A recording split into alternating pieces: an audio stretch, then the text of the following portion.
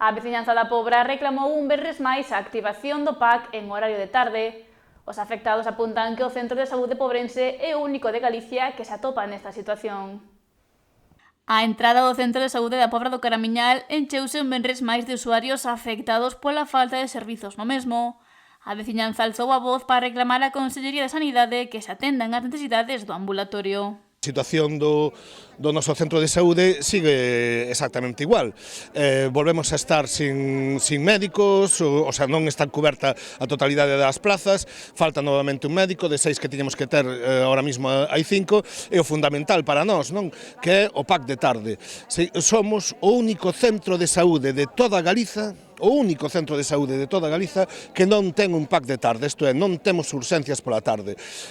Calquera persoa do noso concello que se sinta mal ou queira acudir ao médico por unha urxencia pola tarde, ten que desplazarse ou ben ao hospital ou ben a outro centro de saúde de Ribeira. E recordou que só este centro de saúde atópase nesta situación en toda Galicia, polo que manterán as concentracións mentres que non se poña o servizo de PAC durante todo o día. Nós estamos aquí concentrándonos, insisto, fundamentalmente polo PAC de tarde. Nós pensamos que se o Conselleiro, o sea, a Consellería de Sanidade cubre e nos dota do servicio que ten en todos os centros de saúde, o PAC de tarde, evidentemente a concentración deixaría de se facer porque non é o que estamos reclamando. Cando as reclamacións que estamos facendo se cumplan, evidentemente non ten sentido seguir concentrándonos. Hai unhas semanas estiveron en Santiago manifestándose ante a sede da Consellería de Sanidade.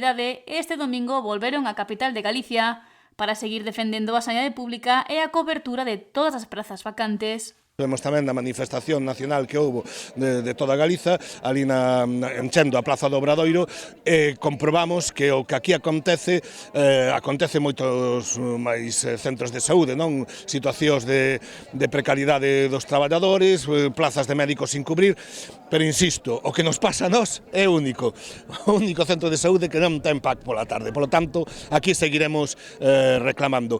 Afirma que están a valorar a posibilidade de tomar outras accións. Por exemplo, recoller sinaturas para que vexa o conselleiro que non é unha cousa de 100 ou 200 persoas que nos concentramos aquí, senón que é un sentir mayoritario de toda a cidadanía da Pobra. Estamos valorando eso, empezar a recoller sinaturas para levar ali, para que vexa que somos todos e todas as veciñas da Pobra o que estamos reclamando isto. A veciñanza da Pobra seguirá saindo á rúa mentres a Consellería non dote do servizo de PAC continuo ao centro de saúde.